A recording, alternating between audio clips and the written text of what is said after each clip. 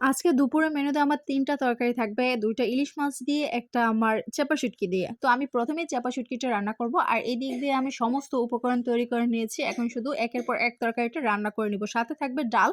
যেহেতু আমার ৩ টা তরকারির ডাল আছে, তাই আমি অল্প, অল্প করে রান্না করতেছি। এই দিক দিয়ে কচুর যে তরকারিটা, মানে চেপা শুটকি, সেটা আমার খেতে মন চাইছে, তাই আমি অল্প করে রান্না করতেছি। এটার কোনো প্ল্যান ছিল না রান্না করার। তো আমি সব ধরনের তরকারি আজকে অল্প, অল্প করে রান্না করব। যেহেতু আমি প্রতিদিনকার তরকারি প্রতিদিনই রান্না করি। একদিনের তরকারি অন্যদিন খাওয়া হয় না। তাই অল্প, অল্প করেই রান্না করা হয় আরকি। তো যাই হোক, শুটকিটা আমি কষিয়ে বসিয়ে দিলাম। অল্প পরিমাণে মসলা দিয়ে, যেহেতু অল্প রান্না করতেছি। এই দিক দিয়ে আমি কচুটা চিকন করে কেটে নিয়েছি শুটকির জন্য আরকি। তো আমার শুটকির তরকারিটা অলরেডি হয়ে গেছে। মোটামুটি সিদ্ধ হয়ে গেছে। এক সাইডে এখন দিয়ে আমি অন্য সাইডে অন্য তরকারি বসিয়ে দিব।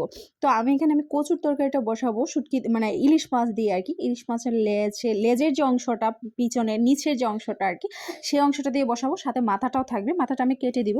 এতে করে খুব সুন্দর একটা ফ্লেভার আসবে। নরমালি ইলিশ মাছ দিয়ে মাছের মাথা খেতে দারুণ লাগে। সুন্দর একটা ফ্লেভারও আসে। তো যাই হোক, আমি এখানে ২ টা পিস নিয়েছি, একটা লেজ নিয়েছি, আর সাথে ইলিশ মাছটাকে আমি ভালোভাবে কেটে দিয়েছি। মানে কুচি, কুচি করে কেটে দিয়েছি, এতে করে সুন্দর একটা ফ্লেভার চলে আসবে। ইলিশ মাছের মাথা আর ফুলকো থেকেই ইলিশ মাছের ঘ্রাণটা দারুণ পরিমাণে বের হয়ে যায়।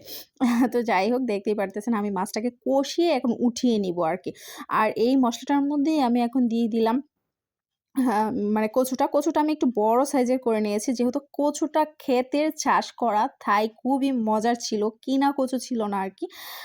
তো যাই হোক, কিনাটাও ক্ষেত থেকে চাষ করে নিয়েই বিক্রি করে। কিন্তু তরতাজা ছিল তো, তাই খেতে দারুণ ছিল কচুটা। দেখেই লোভনীয় লাগতেছিল। আমার কাছে মনে হয়েছিল আজকে কচু দিয়ে আমি শুটকিও খাবো, ইলিশ মাছও খাবো।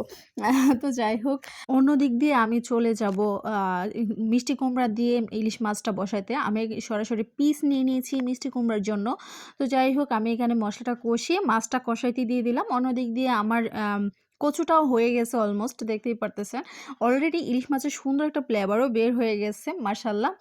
তো যাই হোক, দেখতে অনেক লোভনীয় হইছে। আর ডাবিং দিতে, দিতে আমার তো আবারও খেতে মন চাইতেছে, এরকম একটা অবস্থা।